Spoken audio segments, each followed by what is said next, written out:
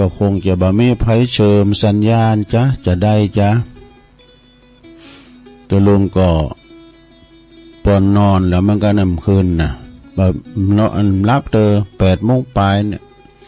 ก็ปิดโทรศัพท์ไปแล้วก็พอดีอาจารย์พระครูอภิวัตรก็ไปโทรหากับติดนอนปิดได้ก่อนเพิ่นก็ไปโทรหาตู้เจ้าน้อยกะตู้เจ้าน้อยก็มาห้องตุลุงว่าวันเจ้าพวกเจ้าอาจารย์เป็นขอให้ตุลุงเข้ารายการเต้นไปก่อนนี่ก็ตี3 ถึง 5 โมงก็เลยได้รับสัญชาตอนุญาตเนอะจากอาจารย์พระครูอภิวัฒนวิกรมอันเป็นผู้อำนวยการสถานีคืนสีขาวเฮาให้ตุลุงออกขันเวลาไปก่อนจบ5 โมงแล้วก็ลุงป้าก็จะเอารถมาหับตุลุงไปเวงป่าเป้านะผู้ก็จะได้ไปเดี๋ยวนะแล้วไม่ทิ้งปิละจนนั่นก็ตอนนี้ก็ศรัทธาญาติโยมทั้งหลายก็ฟังกันไปเนาะฟังกันแต่อาจารย์พระครูวรธรรมนาถเพราะว่าเพิ่นก็จะไปท่านพระครูวรธรรมนาถนะเพิ่นก็จะไปเพิ่นก็คงจะเก้มโตแต่ตัวลุงนี่จะไปหล่าไปควายพอง6 โมงก็5 โมงเนาะลุงป้ามาหับอาจารย์พระครูนี่เพิ่นไปนอนพุ่นละเวงป่าเป่าพุ่นละเนาะวัดตุลุงดอยฉะนั้นก็ศรัทธาญาติโยมทั้งหลายก็ตื่นจืนกันขึ้นมาแล้วบางคนก็จะเก้มเนยเก้มโตก็จะไปตังหลอดเตนก็ขอให้เดินทางแข็งขาปลอดภัยกันเนาะก็เดี๋ยวก็อุกจาก่อนเพราะว่าย้ำได้ไหวพระตัวนี้เปิดความเป็นสิริเป็นมังกรเป็นมงคลกับตนกับโตขอบโคเฮาตัวลุงจะนำไหวพระให้กันเด้อพร้อมแล้วก็กราบ1กราบ2กราบ3อิมินาสกาเลนะพุทธังอภิปูชยามะอิมินาสกาเลนะธัมมังอภิปูชยามะอิมินาสกาเลนะสังฆังอภิปูชยามะอะระหังสัมมาสัมพุทโธภะคะวาพุทธังภะคะวันตังอภิวาเทมิสวากขาโตภะคะวะตาธัมโมธัมมังนะมัสสามิสุปฏิปันโนภะคะวะโตสาวกสังโฆสังฆังนะมามินะโมตัสสะภะคะวะโตอะระหะโตสัมมาสัมพุทธัสสะนะโมตัสสะภะคะวะโตอะระหะโตสัมมาสัมพุทธัสสะนะโมตัสสะภะคะวะโตอะระหะโตสัมมาสัมพุทธัสสะอิติปิโสภะคะวะอะระหังสัมมาสัมพุทโธวิจาจาลานะสัมปันโนสุขโตโลกวิตูอนุตตโลปุริสตัมมาสาลาธิสัทธาเทวะมนุสสานังพุทโธ ภะคะวะติสวากขาโตภะคะวะตาธัมโมสันติทิโกอากาลิโกเอหิปัสสิโกอุปันนยิโกปัจจตังเวทิตาโปวินโยเหติสุปฏิปันโนภะคะวะโตสาวกสังโฆอุจุปฏิปันโนภะคะวะโตสาวกสังโฆญายะปฏิปันโนภะคะวะโตสาวกสังโฆสามิจิปฏิปันโนภะคะวะโตสาวกสังโฆญาติตังจัตตาลิปุริสายุคาเนอัฏฐปุริสาปุคลาเอสาภะคะวะโตสาวกสังโฆอาหุนายโยปาหุนายโยตักขินายโยอัญจาลิกาลานิโยอนุตตลังปุญญาเขตังโลกัสสติ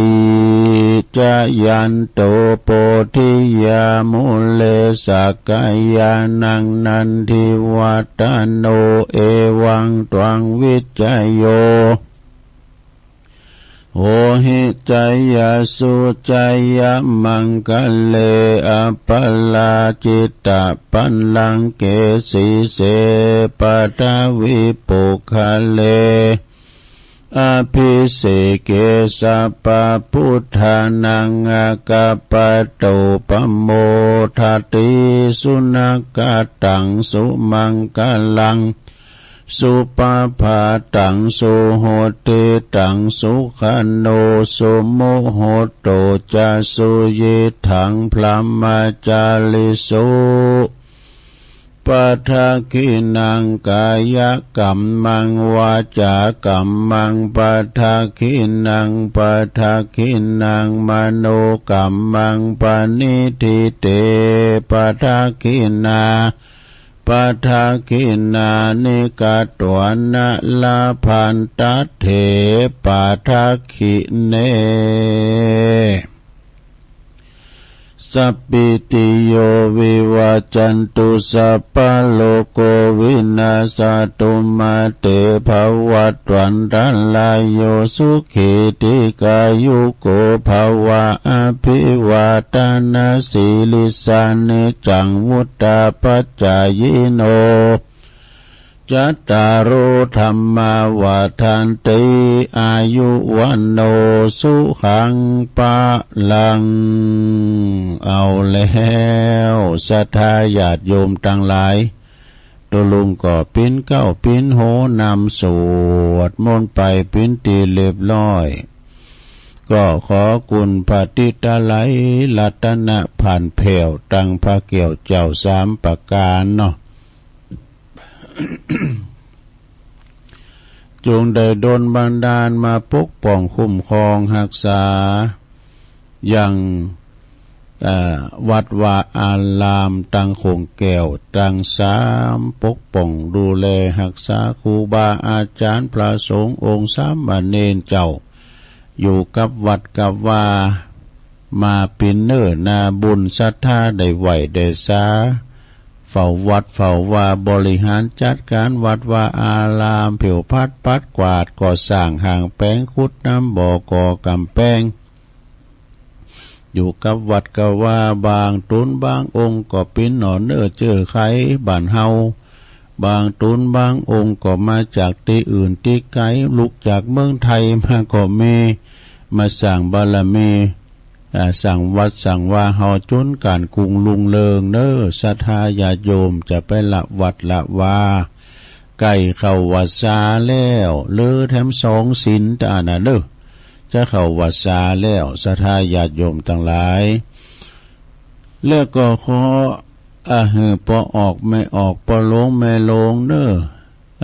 มีสุขภาพพลานามัยสมบูรณ์แข็งแรงอยู่กับลูกกับหลานปิ้นลมโพลมใสไปเน้อตัวลุงก็ขอปิ้นกำลังอกกำลังใจอีปออีแม่เนาะที่เดินเหินไปไหนมาไหนบ้าใดก็เอาวิทยุปิ้นกูปิ้นกีมเนี่ยเน้อเอานำทำคำสอนครูบาอาจารย์เพิ่นตึงมาเทศนำเทศธรรมให้ฟังนะก็เปิดวิทยุไว้ให้เนาะนะแล้วก็ตั้งปอบ้านแม่บ้านจะขับรถขับลาออกคุ้มออกโหก็มีสติก่อนสตาร์ทนี่รถมันหนักมันหลายเราวางตึงรถเปิ้นเราวางตึงรถเฮานะขอเดินทางเขี่ยวขาปลอดภัยทุกตารางกิโลเมตรของการเดินทางเนาะแล้วก็รถกู้ขบวนเนาะที่เพิ่นจะเดินทางออกจากบ้านจากจ้องจากวัดจากว่าก็ขอเดินทางเขี่ยวขาปลอดภัยเน้อทุกตารางกิโลเมตรของการเดินทางตัวลุงจะถือโอกาสในสวดโมหปริตหน่อยเนาะพญานกยุงทองเนาะอาจจะได้สวดให้เดินทางปลอดภัยกันเนี่ยเนาะอุเดตยัญจกุมาเอกาลาชาหาลิสาวันโนปาตาวิภาภาโสตังนามัสสาเมหาลิสาวันนังปาตาวิภาภาสังตายาสะ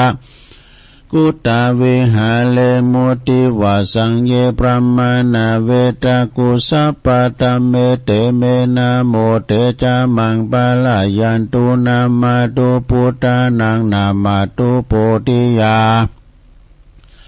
นะโมวิมุตตานังนะโมวิมุตติยาอิมังโสปาลิตังกัตวะโมโลจาลาติเอสนาอเปตยัญจกุมาเอกาลาชาหาริสวันโนปราตาวิปาภาโสตังนามัสสามิหาริสวันนังปาตาวิปาภาสังตายาสากุตาวิหาเลมุรติงเยปลัมมานาเวตากุสัปปะตัมเมเตเมนะโมเตจามังปะลายันตุนามาตุพุทธานังนามาตุโพธิยานะโมวิมุตตานังนะโมวิมุตติยาอิมังโสปาริตังกัตวะโมโลวาสามากะปะยิติโมนะปาลิตังเอาแล้วสูตรพญานกยุงทองเน้อศรัทธาโจกดีมีใจถึงคุณอยู่คุณไปเหมือนกันหมดเน้อเขี่ยวขาดปลอดภัยเขี่ยวขาดปลอดภัยเขี่ยวขาดปลอดภัย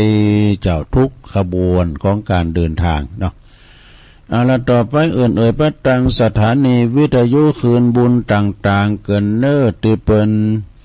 หับสัญญาณรายการธรรมะชงเวลาตั้งแต่ตี 3 ถึง 5 โมงก็ดังต่อไปนี้เด้อก็ขอขอบคุณสถานีวิทยุเพื่อการศึกษาและวัดพัฒนา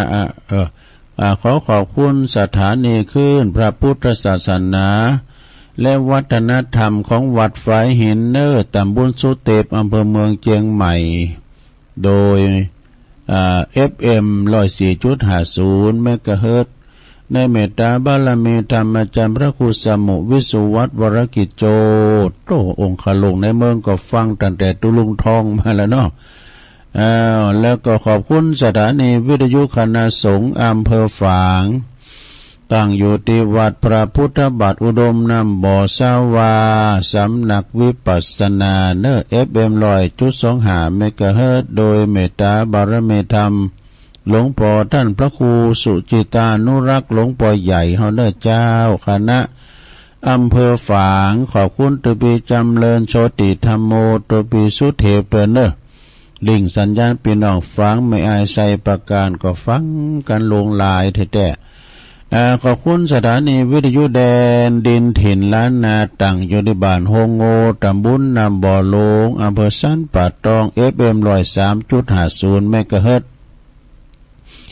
โดยคุณรุจิสมบัติเงาคำเนอขอบคุณสถานีวิทยุคลื่นธรรมะของซุ้มซนวัดหอยตองซัก ตำบลของเป้าอำเภอจอมทอง FM 98.75 เมกะเฮิรตซ์โดยเมตตาบารมีธรรมอาจารย์พระครูวาปีวรมานิตเปิ้นก็ลิงสัญญาณโซนใต้พี่น้องโซนใต้ก็ฟังกันไปขอบคุณสถานีวิทยุมนต์เสียงธรรมจากอำเภอแม่แจ่มวัดบุพาราม FM 106.25 เมกะเฮิรตซ์โดยเมตตาบารมีธรรมหลวงพ่อพระครูมงคลวิสิทธิ์หลวงพ่อใหญ่เจ้าคณะอำเภอแม่แจ่มขอบคุณท่านพระครูปลัดอุทัยถึง2อุทัยโดยขอบคุณสถานีวิทยุเน็กเนวเรดิโอ FM 96.75 เมกะเฮิรตซ์ตั้งอยู่ที่บ้านจงตำบลทุ่งกวาวห้างหุ้นส่วนจำกัดอนุสรณ์เรดิโออำเภอเมืองปานจังหวัดลำปางขอบคุณสถานีวิทยุชุมชนคนเหนือเขื่อนตั้งอยู่ที่บ้านดงดำอำเภอฮอดจังหวัดเชียงใหม่FM 90.75 เมกะเฮิรตซ์ขอบคุณสถานีวิทยุเพื่อการศึกษาและพัฒนาอาชีพเรดิโอเน็ตเวิร์ก FM 103.00 เมกะเฮิรตซ์อำเภอเมืองจังหวัดลำปางขอบคุณสถานีวิทยุเรดิโอเน็ตเวิร์ก FM 99.50 เมกะเฮิรตซ์วิทยาลัยเทคโนโลยีเพื่อการจัดการกฟผ.แม่เมาะลำปางขอบคุณสถานีวิทยุวิทยาลัยสงฆ์นครลำปางวัดบุญญาวาสวิหาร FM 106.50 เมกะเฮิรตซ์โดยท่านดร.จิรศักดิ์ปันลำและก็อาจารย์แอมโดยลิงสัญญาณไปพี่น้องตังลำปางเขตหลังนครสีคำเรดิโอ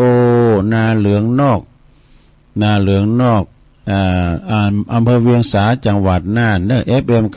92.50 เมกะเฮิรตซ์พี่น้องบ้านไกลนะอันนี้เป็น อันนี้เป็นเจ้าของสถานีที่มีจิตใจงดงามนำเอารายการของครูบาอาจารย์ไปออกวิทยุของท่านเจ้าบ้านเจ้าจองได้ฟังธรรมการภาคธรรมะภาคบันเทิงก็ขอให้สถานีของท่านการกรุงลุงเริงคือมีเป็น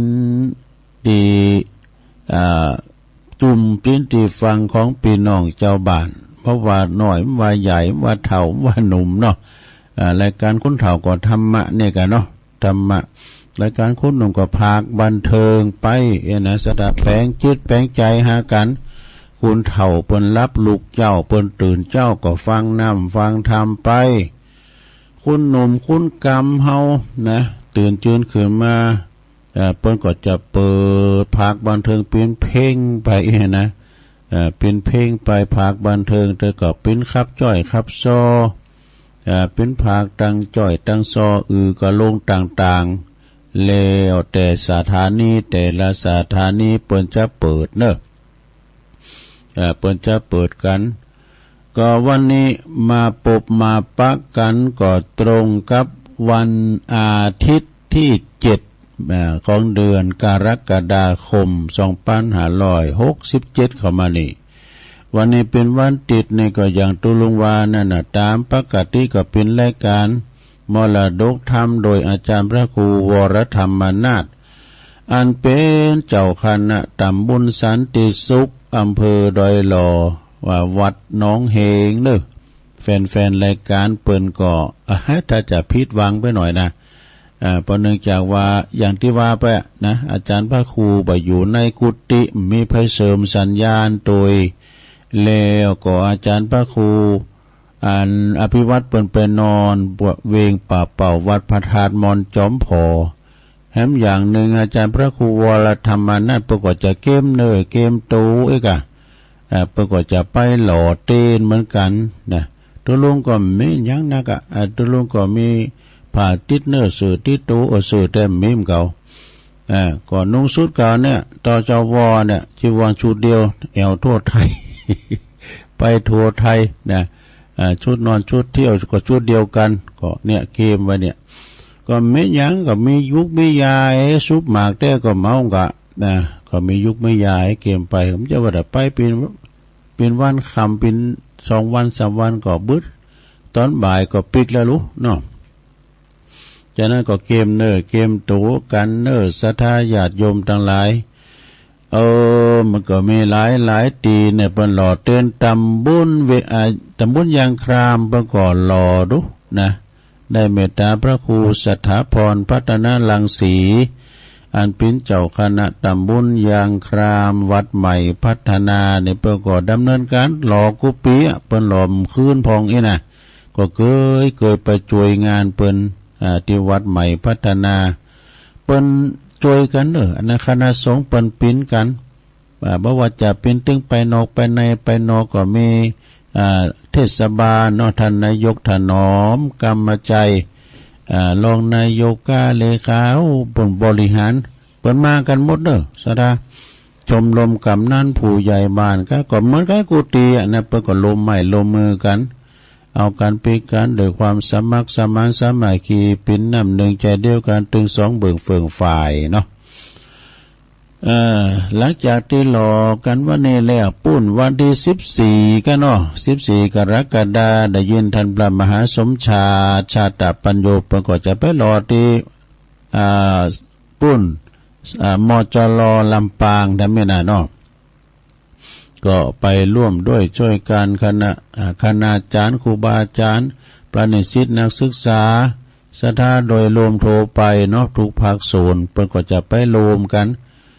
ไปหล่อเต้นวาสากันแถมตีมจลลำปางนี่นะวันที่14กันเนาะเนี่ยศรัทธาญาติโยมนะไก่ตีนไหนก็ไปตีหันเนาะแล้วตอนนี้ไปตัวลุงก็ไม่ได้เกมอย่างหนักแรงหลายนะยิบว่าทำมานี่ผูกหนึ่งก็จะว่าไปกันเนาะเป็นการขันเวลาไปก่อนเป็นธรรมบรรยายการเดียวก็จะเล่าตอน2แถมเนาะเกี่ยวกับคติธรรม7อย่างนี่นะคติธรรม7อย่างเอาวาธรรมไม่เกิดในโลกวาธรรมนะทำปากนะมันจะสาธาวนะเป็นณบัดนี้นะเก่าพ้องใหม่พ้องก็ฟังไปข่าเวลาให้มันแจ้งเนาะนะโมตัสสะภะคะวะโตอะระหะโตสัมมาสัมพุทธัสสะนะโมตัสสะ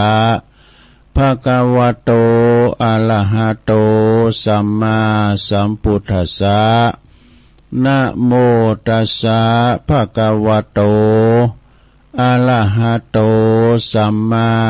สัมพุทธัสสะสุสังละภะเตปัญญังติณโอกาสบัดนี้อาตมาภาพก็จักน้อมนำเอาคติธรรมคำสอนของพระบวรสัมมาสัมพุทธเจ้ามาจี้แจงแสดงอุปมาอุปไมยให้มวลหมู่ศรัทธาหมู่เฮาเจ้าขาทั้งหลายอุบาสกอุบาสิกาได้สดับละฟังเพื่อเพิ่มพูนเนาะสติปัญญาให้ฮู้ให้เข้าใจแล้วก็จะให้แปลว่าจึงจะเรียกได้ว่าได้ทั้งบุญได้ทั้งกุศลบุญคืมสังสดาบุญก็คือความสุขกายเย็นอกเย็นใจเนื้อความอิ่มเอิบใจนะบุญน่ะคือความมีความปราบปลื้มปีติยินดีสุขอกสุขใจอยู่สุขสบายกายสบายใจเนี่ยคือบุญนะเนาะแล้วถ้าเป็นกุศลเนาะก็คือความเฉลียวฉลาดเกิดสติปัญญาหูดีหูชั่วหูจักบาปบุญกุญโตดอันใดเป็นประโยชน์อันใดมันจะเป็นประโยชน์สิ่งที่ควรละควรเว้นก็คือประพฤติปฏิบัติพิธีกรรมต่างพระพุทธศาสนานี่เป็นว่าจะเป็นงานมงคล งานมงคลคืนอย่างก็กินแขกแต่งงานคืนเฮินใหม่เนี่ยในการเปิดร้านเปิดโลกเนี่ยเป็นงานมงคลดูงานยกจอฟ้าวางศิลาฤกษ์เนี่ยหมดเนี่ยแมนหมดอ่ะงานมงคลนะเป็นเรียกว่างานบุญมงคล แต่ถ้าว่าเป็นงานอวมงคลก็งานศพงานสาก้าเอียกันเนาะเพิ่นก็จะมีการไหว้พระรับศีลสิ่งสำคัญที่จะเว้นเฮ็ดบ่ได้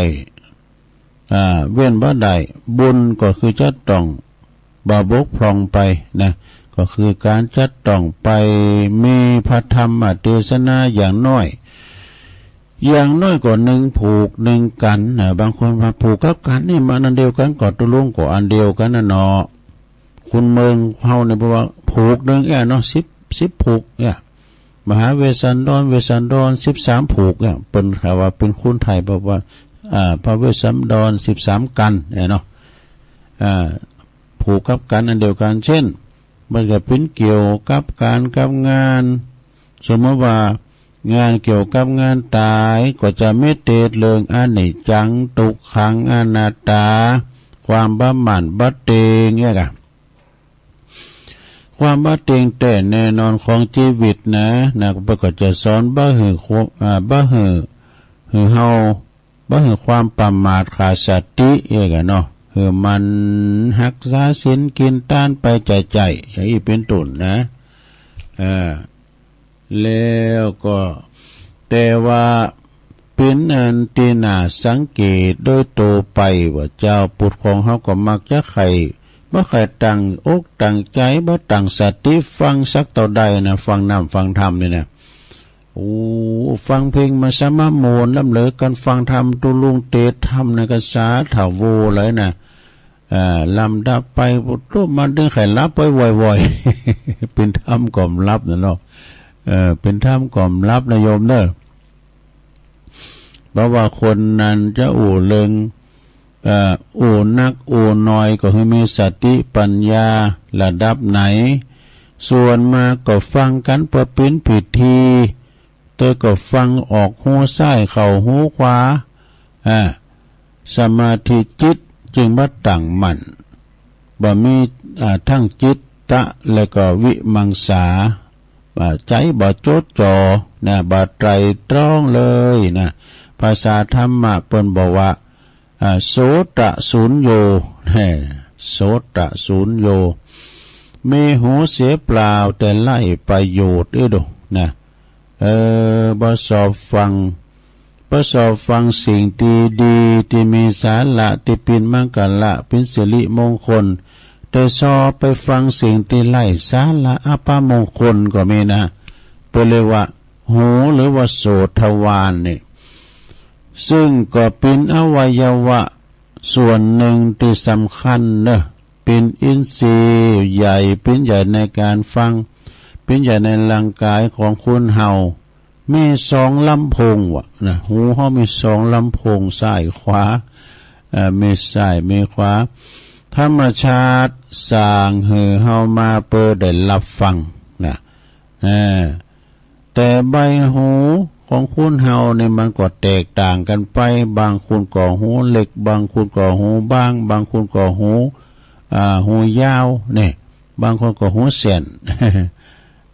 บางคนก็หูหล่อ ก็เป็นไปตามธรรมชาติเนาะตามกรรมทำนายลักษณะที่ผู้เชี่ยวชาญเพิ่นว่าจะคุณที่เปิ้นมีหูยาวๆนะหูยาวๆนี่เปิ้นเป็นคุณมีบุญคุณหูยาวนี่อายุมันยืนยาวเฮาพอแล้วบอกครูบาอาจารย์ก็เหมือนกันพระสงฆ์มหาเถรนะพอเปิ้นหูยาวดอกเปิ้นก็อย่างพระพุทธรูปเจ้าอยู่ในวิหารน่ะหูเปิ้นยาวดอกซะนะเนาะเปิ้นบอกว่าหูเปิ้นไปหูเบาหูนักเนาะมีเพราะว่าคนหูยาวนี่มีอายุมันยืนยาวด้วยเนี่ยจะเท็จจริงอย่างใดก็ขอให้ตันสังเกตเอาเองเด้อ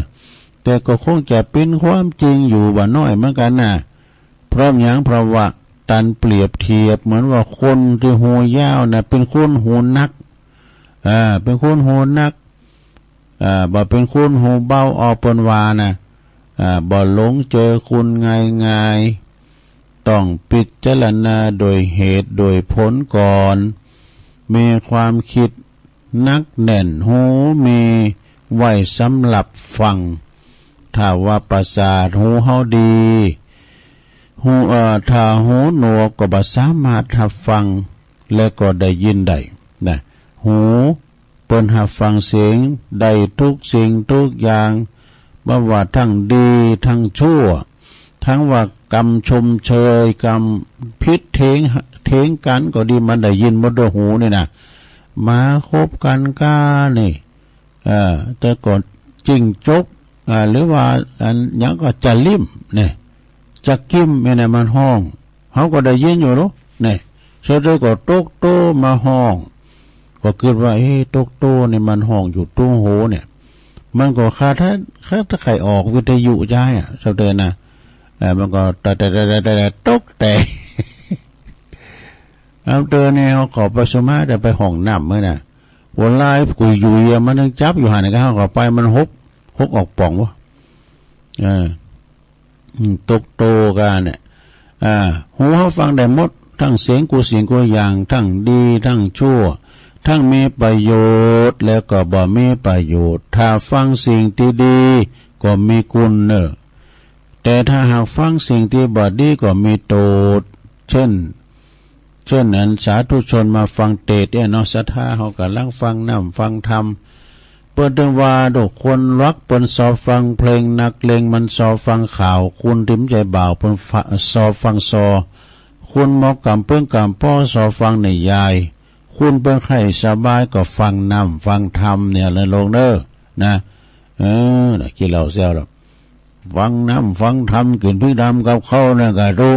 ฟังธรรมคือเอากินคือราบถึงวันมันว่าเอาเป้มันว่าเป้ตับเป้ไตกันเลยนะก็ตีวัดหรือแห่งใดแห่งหนึ่งก็ตามเนี่ยการฟังนี่มีลักษณะแบบนี้ต้องพิเศษกว่าฟังอย่างอื่นๆเนอะนี่มีเห็นแล้วได้ยินเข้าหูก็สรรหาเฮฮากันสนเสเฮฮากันร้องลำทำเพลงกันนะก็เพียงแต่ได้ยินฟังได้ฟังเฉยๆนะบ่ต้องไปกึดหยังนักนะการฟังเข้าหูซ้ายออกหูขวาฟังเพลงก็ฟังหยังไงนะ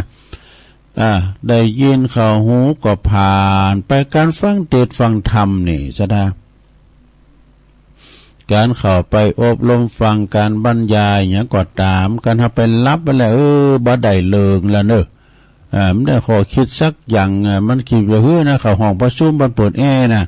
อันนี้ไขลับไปบ่อยๆเนี่ยการไปเข้าอบรมฟังธรรมเนี่ยก็ไปฟังเป็นบรรยายมันโมนหรอกมีลักษณะพิเศษนะการฟังเนี่ยในตีประวัติในตีนี่ก็จะต้องมีสมาธิสูงในการฟังเนี่ยนะกรรมประวัติกรรมกรรมจ๋าแต่ละกรรมก็จะต้องซึมซาบเข้าไปสู่สมองของเจ้าความคิดคือตัวของเฮาเองนี่คนที่จะมาอบรมเฮานะนะมันจะธรรมดาเนี่ยซะนะจะเป็นด็อกเตอร์ก็ด็อกเตอร์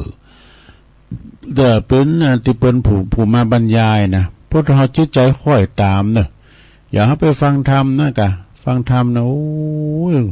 ท่านพระครูปัญญมาเตศโมนล่ำเลอตึงไข่เปิ้นอย่างสักน้อยดูตอมสักน้อยมันได้เนี่ยการต่อธรรมเนี่ยมันมีนะจ๊ะทำมาฟังนะแต่การต่อดุริยะดนตรีเนี่ยมันมีนะโอ้มันยังเจ้าอยู่ต่อทำจูโมงไปทำหาปันก็เหือม3 ปันไงมันมีดูแต่ว่าโอ้ในวันนี้นี่ท่านพระครูเทศม่วนแตะม่วนว่าขอต่อมันสักน้อยได้ปะจะเพิ่มเดิมพันบาใจจะเพิ่มการเทศให้มันสัก1,000ให้มันไม่เคยมีแล้วเนาะทำให้เจ้าของหูนั้นต้องติดพินิจพิจารณานะไตรตรองถึงถ้อยคำทุกประโยคนะทุกประโยคยังเป็นยังเพราะเป็นคำสอนของนักปราชญ์บัณฑิตเนอะคือผู้หู ก็แล้วว่าเฮาฟังข่าวจ้อยข่าวซอฟังน้ำฟังเพลงไปนะก็เพื่อความบันเทิงก็เป็นโชว์ข่าวที่ผ่านไปนำบัดจิลังยังยืนสักเท่าใดแต่การฟังธรรมะมีประโยชน์นะกว่ามีคุณค่าในชีวิตบ่มีตุกเด้อเนอะบ่มีตุกโตโดยประการได้เลยการฟังเทศน์ฟังธรรมเนี่ยนะนำเอาธรรมะคำสอนที่เพิ่นได้มาได้เฮาได้ฟังเนี่ยนะมากลั่นกรองด้วยสติปัญญาของเฮาไปนะนำมาปรับปรุงแก้ไขความบกพร่องของตัวเองให้ดีขึ้นนี่ปรับตัวปรับใจปรับตัวกับใจตั้งอยู่ในศีลในธรรมคุณงามความดีเนี่ยแต่ปุถุชนคนเฮาส่วนมากนิสัยเพิ่นก็ชอบฟังเรื่องอัปมงคลนะเรื่องที่บ่ดีของผู้อื่นชอบเก็บเอามาวิพากษ์วิจารณ์กันเล่าขวัญกันนี่ เที่ยวด้วยกันไอ้พระครูว่าน่ะเที่ยวด้วยกันไป3ก็3คุณก็เดินมานั่นจะแวเข้าบ้านน่ะก็เดินโดนเล่าขวัญโดยหลังแล้ว คุณเฮานี่มันสอบนินทาคนอื่นว่าให้ไปเสียให้ผู้อื่นนะมันว่าแล้วก็สอบจดจำได้ดีเหมือนถังขยะนี่สอบจดจำได้ดีเหมือนถังขยะสอบเก็บเอาของบูดของเหม็นของเน่ามาไว้อันธรรมะคำสอนแค่ว่าฟัง10 นาที20 นาที25 นาทีก็ตามแต่ก็ปวดว่าโอ้ยฟังน้ำฟังตาเจ็บเอวปวดหลังเนี่ยเอาบุญแล้วเอาจะบุญที่ไหนมาเนี่ยปนว่านะเอาจะบุญที่ไหนมาหยุดกรรมที่ว่าฟังน้ำฟังธรรมกินพริกดำกับเขาเนี่ยและการฟังกรรมคุณขีดเหล่ากินจิ้นกินหลับถึงวันนี่หรือว่าฟังไปเนี่ยมันก็โอ้อันนี้มีนี่ตอมหน่อยเนาะการฟังนี่ซะนะเปิดว่าหรือว่าข่าวเขาจ้อยบ้านเฮาที่เปิ้นเตือนไว้ว่าเปิ้นโจรไปวัดก็มาบินหลังต่ำนั่นแต่ว่าเปิ้นโจรไปฟังน้ำฟังธรรมก็ซ้ำหนีหน้านี่บ่ฟังคำสอนบ่ฟังคำสอนศีล8ศีล5สังฆครูบาเก่าจี้นี่นำธรรมคำสอนก็บ่ลบหลีกก็มาลบหลีกลี่บ่จำที่ถอยฟังกรรมฟังก็เป็นน้อยพองก็เป็นน้อยพองก็เป็นนานเนี่ยเอาป่าบงดอนเอาป่าบงดานมาเป็นติจัง พระพุทธเจ้าเพิ่นได้ตรัสไว้ว่าพระไตรปิฎกเนี่ยว่าวันอภิวาอติวากะยังติขะสังหิพุทธสโนเนี่ยแปลว่าเฮาจักอดกันกรรมที่เขากล่าวล่วงเกินเพราะคนเฮาในโลกนี้มันก็ทุศีลกันหนักนะสอบเขาจะสอบนินทาว่าให้ตลอด7 วันหรือว่าเป็นปีก็ยอมเป็นไปบ่ได้เนี่ยเพิ่นจะเล่านะ7 วันหรือว่าเป็นปีก็ยอมเป็นไปบ่ได้แล้วเขาเมยกลางเขาดังย่างไป จึงบ่ควรแต่ไปใส่ใจกับคำคอรหานินทาเหล่านั้นเน้อเรื่องแปลว่าเรื่องต่างๆนี่มันก็ตั้งแต่มีมาเนาะที่เรื่องไร้สาระอย่างต่างๆฟังแล้วคือมันสบายอกสบายใจก็คือฟังน้ำฟังธรรมเนี่ยลงเน้อฟังเทศน์ฟังธรรมไปการฟังนี่แหละก็ต้องติต้องแต่ต้องเก็บมาคิดคุณคิดฟังแบบเคารพในการฟังนะพระพุทธเจ้าเพิ่นเราฟังกันนะในธรรมก็มีก็ขณะที่ว่าสามเณรเพิ่นเทศน์นำเทศน์ธรรมอยู่ในวิหารน่ะเด้อ ปนเต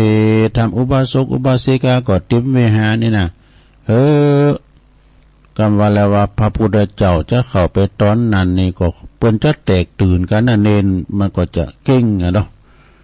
เนนเปิ้นก็จะเก่งพระพุทธเจ้าก็ยืนฟังธรรมเนนจนจบเรียกว่าเคารพในธรรมนี่เคารพในธรรมนะศรัทธาญาติโยมทั้งหลายฉะนั้นก็เปิ้นต่างนะโมก็เห็นดักฟังกันในกรรมนี่ก็เนาะดักฟังเขาไปฟังธรรมที่เปิ้นบรรยายในข้อคิดต่างกันบันซบนี่นะมันเป็นความอนิจจังทุกขังอนัตตานี่ในชีวิตของคุณเฮานี่มันบ่แน่นอนนี่กะ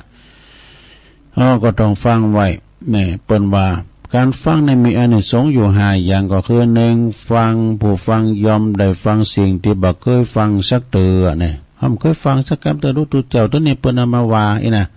2สิ่งใดได้ฟังแล้วก็บ่เข้าใจก็ยอมจะเข้าใจสัตว์3บรรเทาความสงสัยเสียได้นี่4ทำความเห็นให้ถูกต้อง5จิตใจของผู้ฟังก็ยอมจะผ่องใสเนอะนี่ฉะนั้นตุลุงได้บรรยายธรรมมาเนาะก็ขอศรัทธาสาธุชนทุกท่านทุกคนจงใจหูให้เป็นประโยชน์ฟังธรรมะฟังนำฟังธรรมฟังเทศให้เกิดแสงสว่างแห่งปัญญาเนอะสำรวมระวังหูไว้บ่ให้ใดเกิดมาหูหลึงหูโหนกนะขอให้หูฟังหูไว้หูนะขอให้ท่านสาธุชนผู้มีหูตาสว่างสวัยคิดสิ่งได้จงสมปรารถนาอายุวัฒนาทุกท่านเทศนามาก็พอสมควรแก่กาลเวลาก็ขอสมมติยุติลงปรุงไว้เพียงเต้าอีเอวังก็มีด้วยประกาศนี้สาธุสาธุสาธุจบลงไปศรัทธาญาติโยมทั้งหลายทำบรรยายเนาะศรัทธาว่านี่ลืมประกาศประกาศเนี่ยแม่ทองชายน้อยนะบ้านหนองโบเนาะเราต้องมาไปช่วยงานก็ขาหนองโบอะไรก็เนี่ยเป็นเจ้าภาพการเตะตุลุงตัวเนาะ100ขอบคุณเนอะท่านตัวก็อันผิดพลาดไปเหมือนกันนะศรัทธาเอาละตุลุงก็จะปันป้อนให้กันเนอะปันป้อนทำเอาป้อนให้กันเนอะลงเนอะปันป้อนให้ก่อนต้องลุกมาไหวนะจิตนะใจเนาะเด้อสัพปิติโยวิวัจจันตุสัพพะโลโกวินาศตุมาเตภวัตวันตรายโยสุขีติกายุโกภวะอภิวาทานาสีลิสานิจังวุตาปัจจายโนจัตตาโลธรรมาวัฏันติอายุวันโนสุขังปะลังเอาแล้วจบลงไปขันรายการเนาะศรัทธากระเดียวก็จะมาเล่าสู่จู้กันฟังแถมหลายอย่างอยู่เนาะตอนนี้ตุลุกก็จะพักเบรกสักคำเดียวจิบน้ำเตียวไปเตียวมานั่งมือน่ะเนาะเดี๋ยวมาว่ากันต่อชั่วโมงที่2เนอะศรัทธาเนอะเจริญพร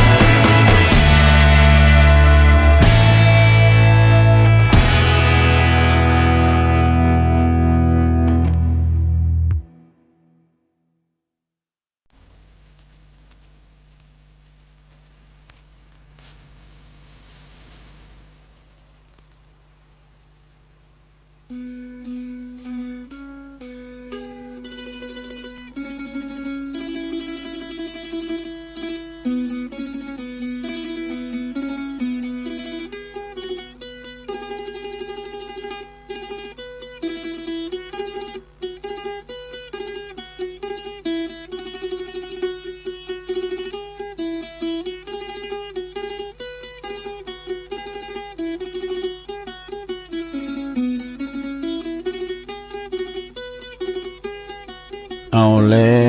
วศรัทธาญาติโยมทั้งหลายตุลุงก็พักเบรกจิบน้ำลงคอเที่ยวไปเที่ยวมายืดสินยืดสายให้หน่อยหนึ่งเนาะก็มาอู่กันต่อชั่วโมงที่สองเนาะขณะนี้ตันทั้งหลายก็กำลังฟังรายการมรดกธรรมกำเมืองเน้อของอาจารย์พระครูวรธรรมนาถนะแต่วันนี้ตุลุงได้รับฉันทานุมัติจากอาจารย์พระครูอภิวัฒนวิกรมผู้อำนวยการเขื่อนสีขาวเฮาว่าให้ตุลุงแตนไปก่อนเน้อขันเวลาไปก่อนก็เดี๋ยวจบรายการตุลุงในกดจัดตัดสัญญาณเข้าไปสู่ที่วัดพระธาตุม่อนจอมพอท่านพระมหาสมชาติชาตปัญโยก็เพิ่นก็จะได้ดำเนินรายการถ่ายทอดสดเนอะโดยถ่ายทอดสดจากในงานหล่อเตนที่วัดของตุลุงดอยนะวัดพระธาตุม่อนจอมพอทั้งภาพทั้งเสียงให้ศรัทธาได้ฟังกันตั้งบ้านตั้งจองเนาะรอหาโมงก็จะแตดสัญญาณไปปุ่นนะก็ขอบคุณคณะจากฝ่ายหินโดยเนโดยเมตตาบารมีธรรมอาจารย์พระครูสมุวิศวัตวรกิจโจ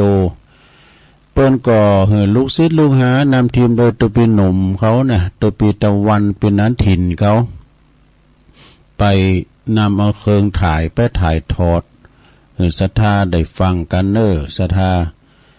ก็เดี๋ยวก็ถ้าฟังก็เดี๋ยวตุลุงก็จะประกาศให้หน่อยเนาะศรัทธาเนาะที่เปิ้นฝากห้อมาเนาะก็เดี๋ยวเจ้าเปิ้นจะได้ฟังตอนเนี้ยบึดในตุลุงอาจว่าเตือนบ่ได้กำไม่กันเนี่ยมันจะค้ำใจตุลุงก็มีศรัทธาปอมเมืองแม่พรแหล่งอุโมงค์เนื้อบานบกก้างสันกำแพงหอมหล่อเต้นวัดสาตัวเนื้อ100 บาทแล้วก็มีแม่บัวลันจำปาอิ่มพร้อมลูกหลานบานบกก้างสันกำแพงถวายปัจจัยไปหอมหล่อเต้นวัดพระธาตุมอนจอมพอแถม200 บาทเน้อแล้วก็มีปอนายบุญส่งนางศิวิไลกันเนาะในบ้านป่าล้านหมู่2ในดอยสะเก็ดน่ะแถม1 ซองมีป้อบุญตันแม่แสงล่าป่าไล่บ้านเจดีย์3 ยอดป่าสร้างหลับปูนหอมตานเตนเขาวสามอนจอมพอแถม100 บาทเน้อป้อสมบูรณ์แม่ตุมมาแสงวังคำพร้อมครอบครัวลูกหลานตานเป็นหน้าหอมเตนวสาแถม200 บาทเน้อนะป้อพี่บูนแม่ฟองจันอ้ายเสาอันนี้ก็หมู่2บกก้างสันกำแพงเน้อก็หอมตานเตนวสาหล่อเตนจำนวนทั้ง200 บาทนะปนนั้นเนาะแล้วก็มีแม่น้อมสุภาวงศ์บันตัดย่างแถม1 ซองหอมตานเตนอันนี้ป้ออ้ายแม่เฉลียวกันนะสีบุญปันกันนี่ฮะเนาะล่องนอด50 บาทเน้อโอ้นี่เวงป่าเป่าไม่ได้ยินก็ฮะเนาะแต่ปอบุญทำแม่รัตนาสังคำฟั่นแถมนะเวงป่าเป่าก็โฮมทำบุญโดยแล้วก็แม่เทียมจันทร์คนเที่ยงโดยแม่อ้อยท่ามันอันนี้อายุ74 ปีบันสันมาเคียดเวงป่าเป่าอันนี้บึดตุลุงก็จะเอาไปหือเปิ้นมอบหือเปิ้นเนาะศรัทธาที่เปิ้นได้หอมฝากตุลุงไปก็ขอขอบคุณเด้อตกไปบุญเอาละเด้อศรัทธาญาติโยมทั้งหลายตอนนี้ไปตุลุงก็มีข้อคิดหยังคุณเฮานี่มีสินต่างเดิน7 สิน7 สินนี่มีหยังพองนะนี่เป็นคุณกรรมบาเก่ามาเราสู่กันฟังในลงเด้อฟังกันไปเดี๋ยวก็มาปักกันทำกรรมหนึ่งเส้นทางเดินเส้น7 เส้นลองฟังแก่งอมพอเนาะคุณเฮานี่จะไปตั้งหน้านี่เส้นทางเดินนี่มีอยู่7 เส้นทางเด้อสถานเด้อ7 เส้นทางหยังพองนะก็คือมนุษย์เฮาในตัวลุ่มหายตายจากไปในมันมี7 สินต่างแต่บางพ้องก็ว่ามี3 สินต่างคือเฮาจะต้องสร้างบุญตั้งแต่ในเมืองมนุษย์เฮาเนี่ยนะ เฮาจะไปเมืองนิพพานก็สร้างที่เมืองมนุษย์เฮาเนี่ยนะเริ่มตั้งแต่เมืองมนุษย์เฮาจะไปเมืองสวรรค์ ก็เริ่มตั้งแต่เมืองมนุษย์จ้าล่วงสุดเฮาจะไปเมืองหมอนรก ก็เริ่มตั้งแต่เมืองมนุษย์เฮาเนี่ยนะต่าง3แผงอันนี้มี7แผงดังต่อไปนี้ว่านะเมื่อมนุษย์เฮาตายไปแล้วมีต่างเดิน7ต่างคือ1สายที่1ก็คือสายติดจะไปนิพพานนะโดยกำลังวิปัสสนาญาณนี่สายต่างเดินที่2จะไปจันทร์พรหมนะโดยกำลังของสมถภาวนานี่ต่างเดินที่3นะจะไปสวรรค์นี่เนาะก็โดยกำลังของฮิริโอตตัปปะคือความเกรงโกละอายต่อบาปนี่ต่างเดินที่4ต่างที่4ก็คือกลับมาเกิดเป็นมนุษย์โดยกำลังของศีล5นี่เฮาหางษาศีล5นี้ได้มาเกิดเป็นมนุษย์อยู่ในสราเด้อสวรรค์เทวดาก็ยังตกสวรรค์อยู่นะคือแต่ตายแล้วศูนย์นะแต่พุทธมาเกิดทำซ้ำพอสองกับเครื่องเมืองนิพพานเนาะสายที่5เหรอ ทางเดินที่5จะไปเกิดเป็นสัตตลิสารเนี่ยสัตว์เดรัจฉานนะโดยกำลังของความหลงเนอะความหลงนะทางที่6ที่จะไปเกิดเป็นเปรตอสุรกายด้วยกำลังโลภะคือความโลภนี่ทางเดินที่7ทางที่7ที่จะไปเกิดเป็นสัตว์นรกโดยกำลังของโทสะความโกรธนี่จะไปโกรธไปเกตนรกเนอะไปหุนหันพันแลนเงินทองเนี่ยเปิ้นก็เขียนต่อไปว่าเงินทองส่งถึงโรงพยาบาลนี่มีลูกมีหลานส่งถึงหลุมศพมีบุญกุศลส่งถึงภพหน้าภาวนาส่งถึงนิพพานนี่อยากทำบุญแต่ไม่มีเวลาไปวัดเนี่ยไม่มีเวลาไปทำบุญแต่ยังมีเวลาแต่ยังมีลมหายใจอยู่มีลมหายใจอยู่นะก็ใจลมหายใจนั่นแหละปิ้นคือปิ้นประโยชน์สิไอ้ดอกเนี่ยยามหนุ่มไปหงยามีได้บทหนึ่งเตียจันประครูวันยามหนุ่มๆก็ปะกันที่หงเหล่า มันจะพี่หน้าน่ะเนาะสุขโสเสริญเสเฮฮากับเจ้าหมูเจ้าฝูงยามหนุ่มก็ปะกันที่หงเหล่าตองกันนี่เนี่ยยามเฒ่ามาก็ปะกันที่หงยามันถึงเตะนะโอ้หมอนหนัดเนี่ยเวลามรณะปะกันที่เชิงตะกอนเนที่สุดอันนี้สัจธรรมเนี่ยนะสัจธรรมแต่ยามหนุ่มเนี่ยก็สนเสเฮฮานะอยู่กับเจ้าหมูเจ้าฝูงหับจางอ่างใบไปแล้วมาก็ต้อยไอ้ของ ตามสัจจะของตามมันคนแห่งโลกเนาะเฒ่าแก่แหล่ลายเฒ่าแก่แหล่หมอนมาความเจ็บพยาธิอัมพาตมาลุมเล่าล่ะก็ไปอันนี้ไปไหนปวดลูกหลานนะไปหงยาปวดไหนนะหมอนหนัดก้ามจังก้ายเนาะเวลามดลุมหายใจเสียงบุญไปมรณะไปก็ปักกันที่เชิงตะกอนนี่มันเป็นอย่างอี้สัจธรรมเนาะสถานแล้วเป็นว่าแค่ทำใจให้สงบหายใจเข้าก็ภาวนาว่าพุทธนี่แหละหายใจออกก็ภาวนาว่าโธแค่นี้ก็ได้บุญมหาศาลแล้วเนี่ย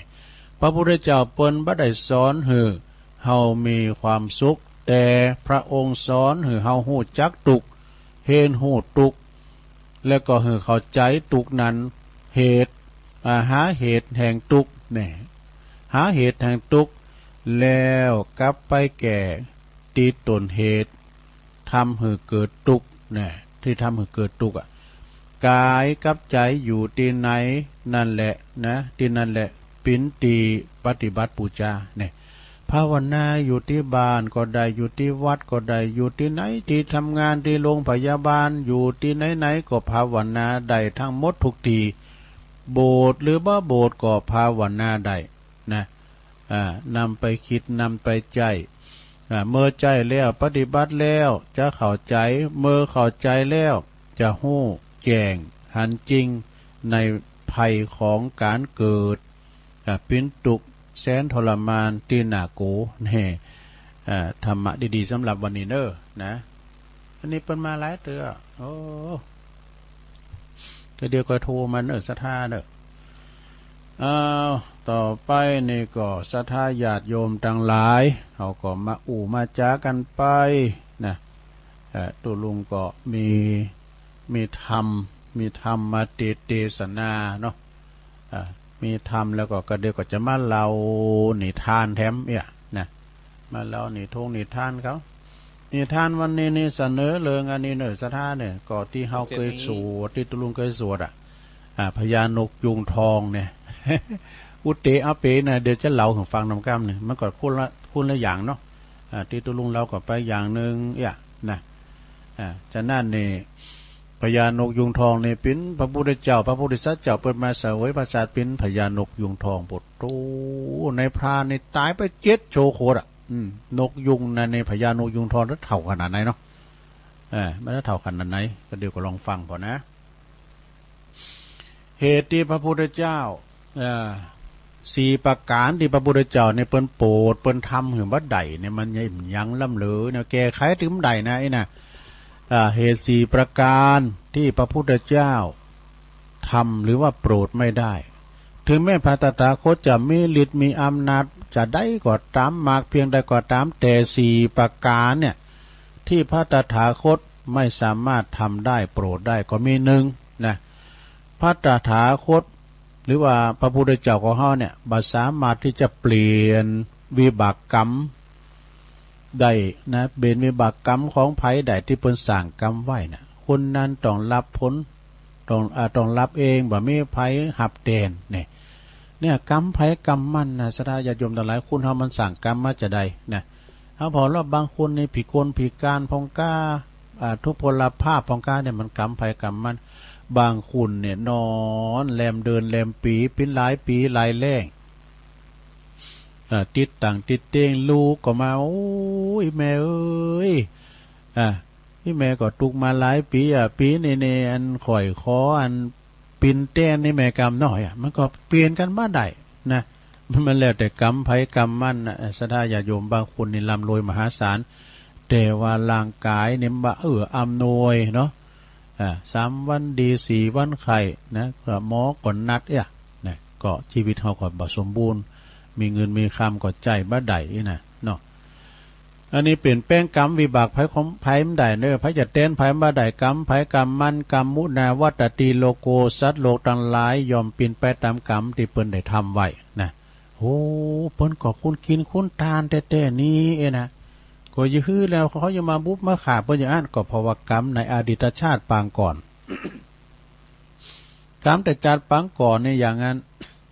อุบาสกคนหนึ่งนะไปนอนวัดเต้ๆนี่นะไปนอนวัดกุศิลสุดวาสานะคนเฒ่าคนนี้นะปลอดใจมีอยู่หันวันหนึ่งออกไปทำกิจส่วนตัวตั้งนอกวัดนะปรากฏว่าเปิ้นไล่โจรมาว่ะไล่โจรไล่ขโมยกับโจรเนี่ยมันปิ้นปีกับนอกมันมาถึงหันมันโจรเนาะมันก็เอาเงินคำกำแก้ว เอามากองไว้ที่หันหน้าห้องน้ำคุณเฒ่านั้นออกมาก็โอ้ไปเอาเงินคำกำแก้วนะปิ้นสอยปิ้นแหวนเนี่ยมาละวันนี้น้ำเลยก็เดียวจะบานมาป้าใส่ปวดโธ่เพื่อว่าปู่ตัวนี้เนี่ยนาวายล้างหลอกหาว่ามาปฏิบัติธรรมจะดีเพื่อว่าขโมยเปิ้นเลยบุบตายหันมาดูแล้วก็เขาก็โจตนากันคุณเปิ้นกินเปิ้นตานเปิ้นเขาวัดแต่ๆคือไปบุบไปฆ่าไปฆาตกรรมเปิ้นอย่างนาอาณาดาพุทโธนะไปบุบเปิ้นเจ้าว่าเปิ้นตายนี่นะเรื่องนี้ก็ฮู้ไปถึงพระพุทธเจ้าเขาขอไปเข้าเฝ้าพระพุทธเจ้าเปิ้นก็บอกว่าโอ้ดูก่อนภิกษุทั้งหลายเอ้ยอันนี้เฮาก็ว่าจัดนี่เปิ้นทำบุญแต่เฮาฮู้กรรมจัดแล้วน่ะในอดีตชาติตาปางก่อนชาติก่อนน่ะคุณเฒ่าคนนี้เคยเป็นเรียกว่าหยังนายด่านนายด่านที่ผ่านไปถ้าเข้าบ้านออกเมืองนะจะต้องผ่านเพื่อหาหมดผ่านเพื่อหาหมดมีอยู่หันวันนึงนะมันก็อันตะวันก่อนแรงแล้วเนาะมี2พ่อแม่เปิ้นจะขอเข้าไปในบ้านในเมืองก่อนมันมีจุดตรวจเนาะจุดตรวจผ่านแล้วก็อันนายด่านเนี่ยก็หันมาโอ้เมเปิ้นก่องามแล้วก็อันมีเงินคำกำเกี่ยวมาตัวเปิ้นแล้วอุบายอันสู้เขาจะไปฟังปีกฟังป้อมเดี๋ยวนี้ขโมยขจรก่อนนักพักกันเหนียเกินคืนนึง คือนึกกันดูแล้วพวกกินเขาง่ายเกี่ยวเราก้อยไปกะตกมามือคำยำคืนมาอันนายด่านนี่ก็คือลูกน้องเอาอย่างเป็นของที่มีกาที่สุดแต่แก้วแว่นเส้นสิ่งนี้กันเนาะไปซุกไว้ที่เปิ้นท้องพ่อแม่เนี่ยมันรับไปนอนแล้วหรอต้มมัมเจ้าก็แต่งเอาไว้วายกับของหายกันเนาะไปเสาะไปคูณท่านไหนกลมปะแล้วไปคูณสองพ่อแม่เนี่ยก็มาเอาซอนไว้แล้วนี่เนาะโอ้เป็นว่าสองพ่อแม่เนี่ยยับโผเป็นไปขายวะแล้วก็เอาลันเมย์เป็นมาเป็นเมย์วะเนี่ยแล้วก็เขาของเงินคำสัมปติก็เอาหมดไอ้เนี่ยมันนี่มันจาดเลี้ยวดูซะนะนี่ก็เป็นนิทานในธรรมเหมือนกันนะซะนะตัวลุงก็เคยเล่าละฮันเดี๋ยวยินครูบาอาจารย์ก็เคยเล่านะแล้วก็กลับมาแถมจาดหนึ่งเปิ้นมาเกิดเป็นคุณเนาะเกิดมาเป็นคุณแล้วก็ขึ้นมีเจตนาว่าไข่มานอดวันรอนวายกะแต่กรรมนั้นมันตัวกูจาดเลยซะนะมันจะหายนี่นะเศษกรรมที่จาดแล้วตายเกิดมาแม้แต่พระโมคคัลลาน่ะเปิ้นปิ้นผู้ที่มีอิทธิฤทธิ์เนาะจบสิพระคุณปุตตดำดินเนาะเหาะเหินเดินอากาศไปดับไฟหมอนโคก็ได้ดูก็มีโจรมาปองไล่ล้อมกุฏิมา2 เตอ3 เตอข้างแรกหนีออกจากหูกระแจวะดู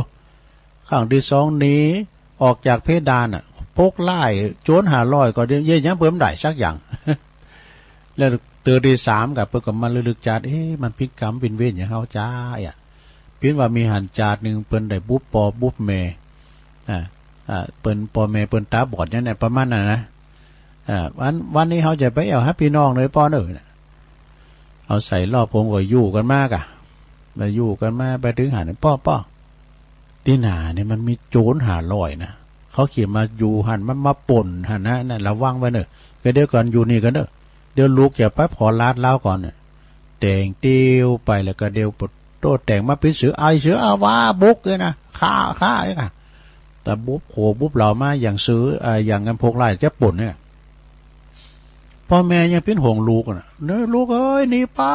ปดูยังมีเจตนาลูกถ้าขาดตัวได้แล้วเปิดก็อันมาบุบปอบุบแม่กันนะ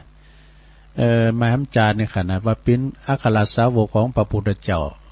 มาโดยฤทธิ์มาโดยอำนาจฤทธิอิทธิฤทธินะเปิ้นก็ยังโดนเศษกรรมหลายจัดเนาะหลายจัดโดนโจร500มาฆ่าจนตายนะข้อที่1มันจะว่าเด้อกัน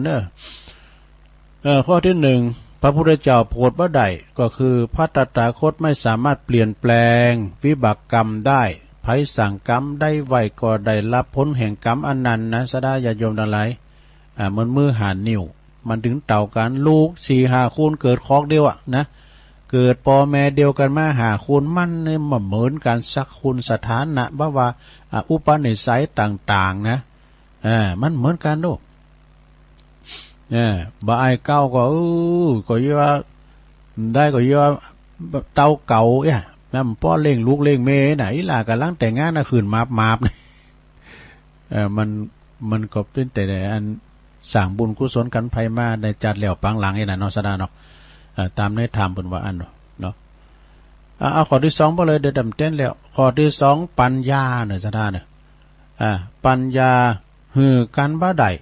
ต้องฝึกฝนเอาเองถึงจะเกิดปัญญานะปัญญานี่เฮาก็ไปศึกษาหำเฮนนี่กันเนาะอย่างมาเดียวเนี่ยเฮาว่าเฮาโตประสบการณ์เฮาหนักหรอพอเรื่องมือถือเฮาย้ำจางสักบึดเอาไปหือเน้นแก้ไขตุลุงอร่อยเขามันจบเนี่ยมันกลุ่มมื้อหันวันคำมีหันลายเนี่ยก่อนมื้อละมีหมอน้อยนะมันโคบรถด้วยหั่นน่ะวัยรุ่นก็มันก่อนโคบรถเคิงแล้วก็ลิ่นนะถ้าลิ่นเฟซลิ่นไลน์กันเนาะอย่างที่ในวัดบุญวัดนี่นะลุงไปยการมันพุกี่หอมบ่ดีกี้เขาตอนปีมาพอมาอยู่ที่เก่าอย่าพุมาอย่ามาโอ๊ตลำเลยโอ้ลิ่นอยู่หั่นน่ะคิงนี่ว่าสมาธิดีลำเลยบ่เนาะนี่ปัญญานี่ของไผของมันฝึกเอานะสั่งสมปัญญานี่ก็คือวิชาความรู้นั่นนะ วิชาความรู้วิชาปัญญานี่กินบ่ฮู้เสียงดอกเนาะมันมีติดเนอติดตัวเฮาอย่างว่าสังเนาะปินศาลาสังปูนสังไม้สังซ่อมสังก้นหยังต่างๆเนี่ยมันจะลืมนี่สังจักสังสารเนี่ยมันได้หมดโดสังวาดสังเขียนเนี่ยมันมีปัญญาแล้วมันถึงกันเงินคำกำเกี่ยวยังมีแล้วยังหมดอยู่มีธนาคารยังไปเบิกมาอยู่เนี่ยแต่ว่าปัญญานี่ก็ปัญญานี้ให้กันบ่ได้นี่คือปัญญาภัยปัญญามารพระพุทธเจ้าบ่สามารถที่ว่าจะมาโพดได้คือปัญญานะข้อที่3นะความสิวิไลของธรรมะก็บ่สามารถที่จะสื่อต่างภาษาใดบ่สื่อต่างภาษาใดความจริงแท้ในจักรวาลต้องใจปฏิภาณหนทางเดียวนี่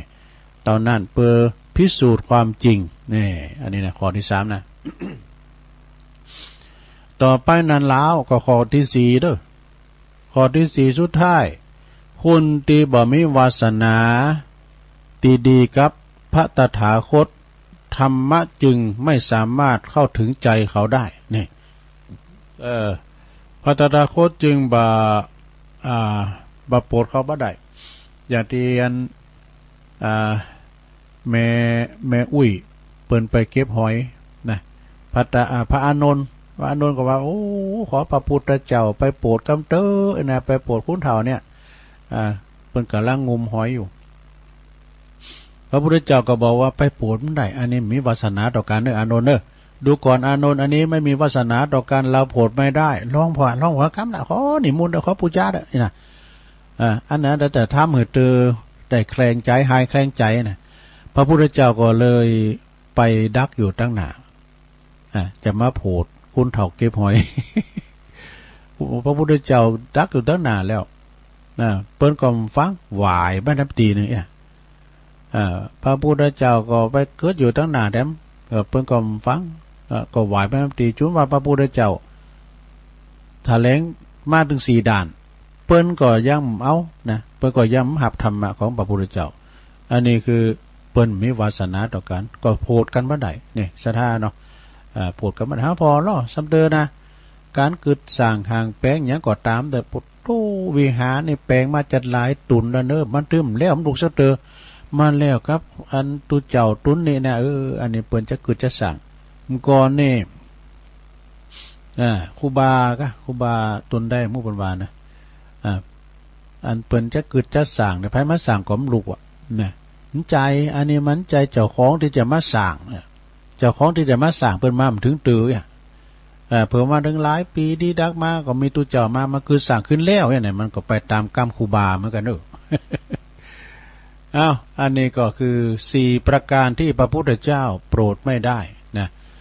ถึงแม้ว่าพระพุทธเจ้าเนี่ยจะมีอิทธิฤทธิ์ปานไหนเพียงใดก็ตามแต่4ประการนี้ถึงผลบ่ได้ทวนนำกรรมเนาะข้อที่1พระตถาคตไม่สามารถเปลี่ยนแปลงวิบากกรรมที่ไผสร้างไว้นะกรรมไผกรรมมันคือเปลี่ยนแปลงกันบ่ได้2ปัญญาการบ่ได้ต้องฝึกฝนเอาเองถึงจะเกิดปัญญา3ความสิวิไลของธรรมะก็บ่สามารถสื่อทางภาษาใดความจริงแท้ในจักรวาลต้องใจปฏิภาณการปฏิบัติหนทางเดียวเท่านั้นจึงจะพิสูจน์ความจริงได้ข้อที่4คนที่บ่มีวาสนาต่อกันในพระตถาคตเปิ้นว่าบ่สามารถที่จะโพดได้นะก็คือว่ามันมีวาสนาต่อกันนี่ซะนะจบไปตอนนี้ไปตุลุงก็จะเอาพญานกยุงทองมาเล่าบอกกันด้วยซะเด้อมาเล่าบอกเกินเขาแล้วนี่ก็แม่น้อยกาดนัดนี่เปิ้นเล่าละกรรมนะก็คล้ายๆกันนั่นเนาะนะซะนะที่ตุลุงจะมาเล่าบอกโตหนังสือนี่ก็มึนนะแกเด้อมึนนะแกเรื่องของพญานกยุงทองนี่พญานกยุงทองที่เฮาสวดอุตเตตายานจักุมาเอกาลาชาลิสวโนตังเดี๋ยวลองฟังบ่กันนะอติเตกะเลดังได้ยินมาในกาลล่วงแล้วมานานแล้วอัตโขโพธิสัตโตพระโพธิสัตว์เจ้าเฮานี้บังเกิดมา เสวยประสาทเป็นนกเป็นสัตตลิสารก่อนเนาะคือว่านกนะ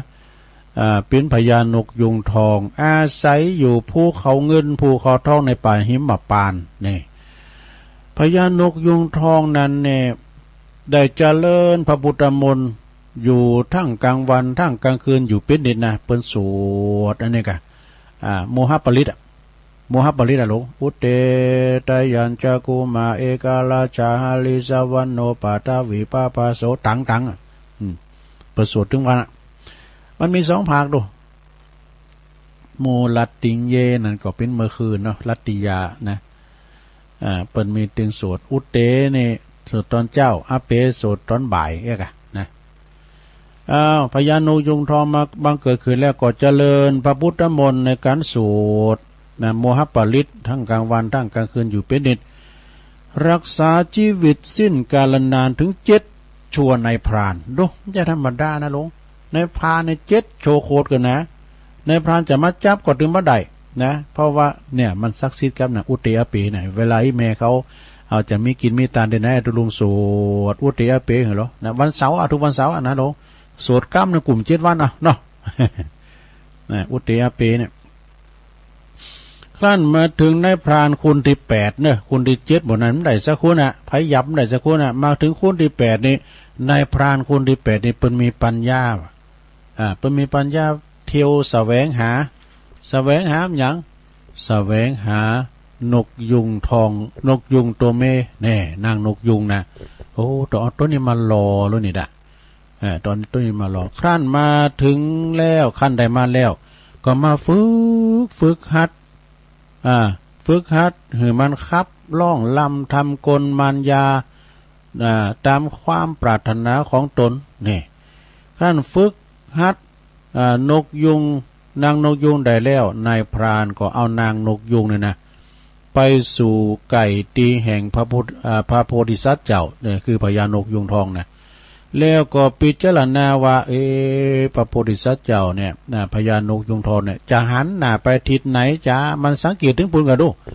เพื่อจะวินหน้าไปทางใดนะครั้นหู้กำหนดดีแล้วบ่นะก็ปานนางนกยุงทองเนี่ยไปผูกไปมัดไว้เฉพาะทางเบื้องหน้าของพญานกยุงทองเนี่ยแล้วก็ลายล้อมไปโดยบ่วงดักสัตว์เนี่ยเป็นแห้วก้าเป็นบ่วงก้านะ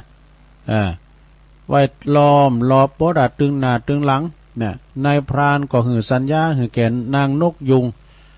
หือขันเอาเลยขันเลยนกยุงมันขันจะหือโมนี้เนาะตังสุตวาโพธิสัตโตฝ่ายพระโพธิสัตว์เจ้าได้ฟังนางนกยุงขันดังอันแล้วมีจิตก็หวั่นไหวว่ะท่านจิตหวั่นไหวไปโดยเสียงแห่งสตรีนี่เพราะว่านกแม่เนาะราคาตีสงบระงับมาเป็นร้อยปีนะก็บังเกิดขึ้นในสันดานในจิตในใจเอาแล้วจิตใจปั่นป่วนแล้วพุทธมนต์ที่เคยได้ตนได้เจริญมาจ้านานก็หลงไหลลืมไปหมดเนี่ยสถาหลงไหลลืมไปหมดสิ้นเนี่ยคุณเฮาเนี่ยมันจะถึงกรรมนี่นะสถา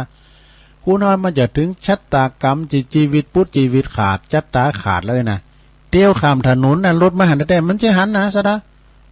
ตุลุงก็มาหู้ว่ายื้อเยี่ยมหันรถแต่มาหันเลยว่าเตี้ยวไปข้ามต่างจ้างลายมาลายก็ยืมขามมันหันรถว่ะเปิ้นเอามาลุงไปดูเมื่อละฟันนะมันเตียวไปดุ่มมันจะหันรถว่ะเนี่ยนั่นถึงชัตตาคุณเฮามันขาดนะถึงจะมีอิทธิฤทธิปานใดก็ตามเนอะศรัทธาเนาะการว่าอายุฮอดปุ๊บตึกหันแล้วนะจะเอาหยังมานะก็มีคุณเฒ่าคนนึงแล้วบ่ได้เหนียวเปิ้นยิงเข่าแต้งออกนะมันเหนียวขนาดแล้วไปงานศพไปมีเรื่องกับวัยรุ่นนี่กำลังจะมาบ้านวัยรุ่นมันถานะยู่กุนแล้วโหนอกปืนเลยตายไปว่ะมันขามโหนอกละนะถึงไหนละพระพุทธมนต์ที่เจริญมาจ้านานเนี่ยก็หวั่นไหวลงลืมไปหมดสิ้นนี่พร้อมยังพระโพธิสัตว์เจ้าก็เลยบินไปหานางนกยุงนี่ก็เลยไปติดบ่วงแห้วของนายพราน ในการละครั้งนั้นเองแต่โอ้โสฝ่ายว่าพญาฝ่ายว่านายพรานนั้นก็เลยจับเอาพระโพธิสัตว์เจ้าไปถวายคือแก่พระเจ้าปาราณสีเนี่ยนายพรานจับพญานกยุงทองได้ครั้งนั้นก็อาศัยเสียงอิสตรีเนี่ยเสียงนกแม่นะเป็นตีทำลายจือเสียซึ่งอินทรีย์แห่งพระโพธิสัตว์เจ้าเนี่ยอันนี้ก็เอาให้ตีกันเนาะว่าความจริงมันมียาวอยู่อันนี้คือความเปลี่ยนไปเปลี่ยนมาของพญานกพญานกยุงทองนะสถาญาโยมทั้งหลายก็คือว่ามันมาเสี่ยงกับอันนกแม่นะเหมือนกับไอ้แฮมเลิงเหรอที่ตุลุงเคยเล่าสถาได้ยินเหรอปุ้นเท่านั้นก็พร้อมนะตึงลาก็พร้อมเปิ้นว่าชื่อว่าลากับชายยากจนนะทุกจนอันจะกันอยากแล้วก็ไปเกี่ยวหญ้าที่ไหนก็มีเปิ้นมีโซนมีล้อมโหล้อมห้าวกันหมดเนาะหญ้าก็มีคนที่มาเกี่ยวหญ้าขายว่ะมันก็เลยมีความคิดแผนมันนะแผนมันจะลึกคุณเฒ่านี่นะคุณเฒ่าที่เปิ้นอยากจนนี่นะไปซื้ออันหนังสือว่ะมันเลยซื้อหนังสือ หนังสือที่เปิ้นรอก็ว่านะแต่หนังสือมันรออยู่เอามาคุมตัวล่านะลาโง่เอามาคุมตัวล่านะปุตตพออย่างเสือว่ะปุตตกรรมนาในเจ้าบ้านเจ้าจอมปินลาบปินนอนพักตึมลุงหอลุงเฮน่ะมันมาห้องมันมากินหญ้าตามในคุมในโหปุตโตกันนั้นก็ใจอยากจนนะก็ไปเอากล้วยไปก็เกี่ยวหญ้าไปตัวก็เกี่ยวในคุมในโหแล้วก็ได้หอยมะเขือบางได้พริกหนุ่มว่าไงเนาะปุตโต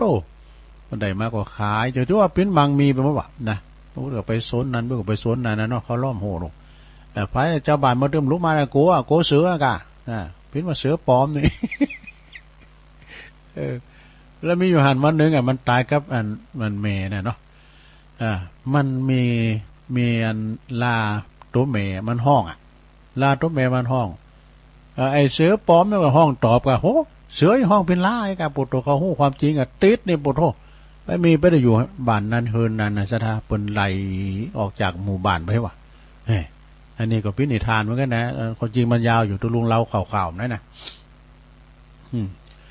อันนี้คือว่าเอาเปรียบเปิ้นเนาะเอาเปรียบคือว่าเอาหนังสือมาคุมลาของตัวเก่าลาก็ตุยไปวะก็ไม่ได้กินดีดูเพราะว่ามันได้กินในคุมในโหมันก่อนเนี่ยโอ้เป็นที่ไข่โคตรไข่เกศเอาปลูกก้อมน้ำใยนะเนาะเนาะปลูกก้อมน้ำใยแล้วก็ควายไปสีของน้ำใยจัดงามเนี่ยพอตายไปวะเพราะความมันจะใหญ่มากเนาะตอนนี้ไปก็ศรัทธาญาติโยมต่างหลายนะเปิลแท้ของเขามีไม่รู้เขาไม่เปิลแท้ก็เปิลกินหายอยากนะแต่เปิ้นตายนี่หาง่ายมั่นใจกะว่าปีนไปนี่ตุลุงเปิ้นกินหาง่ายเปิ้นตายหาอยากแม่มีเปิ้นแต่ก็เปิ้นแต่ไม่รู้ไม่สี่ข้างนะเปิ้นจะจวยกันนะ1ยามจนเนี่ยเพื่อนแท้จะดูได้4ครั้งนี่อันนี้ก็คือข้อ1ยามจนเนี่ยยามวันเฮาทุกข์เฮาจนน่ะไฟใหม่ไต่ลามน้ำโทมทรัพย์สินพังทลายไกลนะเปิ้นจะจุยดูนะเฮาพอแล้วยามเฮาทุกข์เฮาจนน่ะมันจะมาช่วยเฮานะโอ้ไปวามหยังตุเจ้าไปในน่ะเปิ้นจะหือกำลังใจเอาโคหยังไปหมอบเวลาไฟใหม่ไต่ลามไกลนะเพราะว่าตุลุงเขาว่าตุเจ้าพนายในเปิ้นได้รับทานยาเป็นทังเลิงกาเป็นขสบู่ยาสีฟันกากะติกายาเป่าหนุ่มพาโนมเอาไปหอมเปิ้นไฟใหม่เนี่ยเอาเปิ้นไฟใหม่แล้วก็เอาไปกองโกได้ไปมอผู้เจ้าของเฮิรนน่ะเปิ้นสินเนื้อประดาโตลูกไฟใหม่7ตือนี่นะอันโจรป่น7ตือเนี่ยมันเตาไฟใหม่ตือเดียวมันใหม่ไปหมดโอ้ยแต่ว่าไฟใหม่ก็ยังเหลือแผ่นดินอยู่เนาะยามจนนี่ก็คือโดนไฟใหม่น้ำโทมทรัพย์สินพังทลายนี่เปิ้นจะจุยกันเนี่ยเปิ้นแต่นะเปิ้นด่ากัน2ยามเจ๊งนี่ยามเจ๊งคือตาวในหลงตาวในหูจักตาวก็แปลว่าล่มในก็แปลว่าละลาย เต้าล่มก็คือล้มละลายนี่อันนี้คำยองวรรณคำเนอะล้มละลายล่มก็คือเต้าหนูอย่าแล่นนะอย่าแล่นนะอีแม่ผ้านะเดี๋ยวเต้า อูไทยก็มถอบไม่ใครอูไทยด้วยเบอร์เนี่ยล้มละลายหมดเนื้อหมดตัวนี่ก็จะจ่วยกันยามเจ๊งยามเจ๊งล้มละลายหมดเนื้อหมดตัวนี่ก็เป็นจะจ่วยหยดกันเพื่อนไม่เพื่อนแท้นะยามเจ็บเนี่ยข้อ3ยามเจ็บเนี่ยป่วยไข้ดูแลหันอกหันใจจ่วยเหลือตลอดเวลาเนี่ยยามเจ็บโอ้มันเจ็บมันป่วยไปหาห้องยาเรามาอยู่ห้องยาโบน่ะ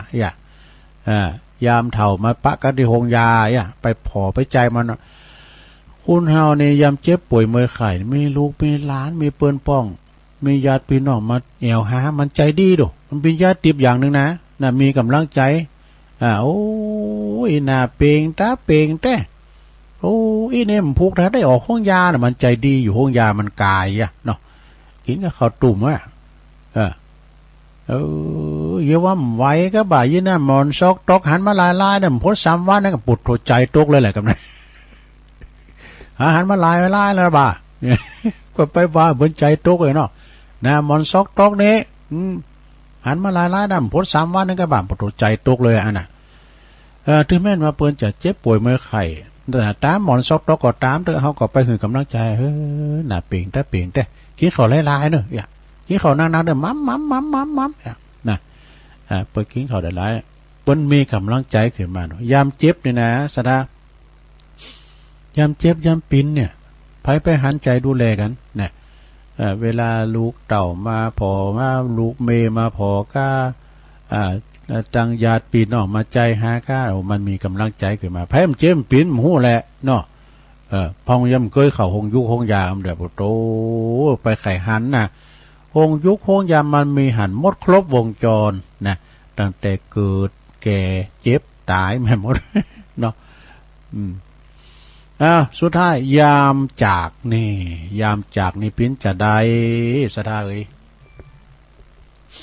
ยามเฮาจับอับจนกันอยากคือมดลุ่มหายใจแล้ว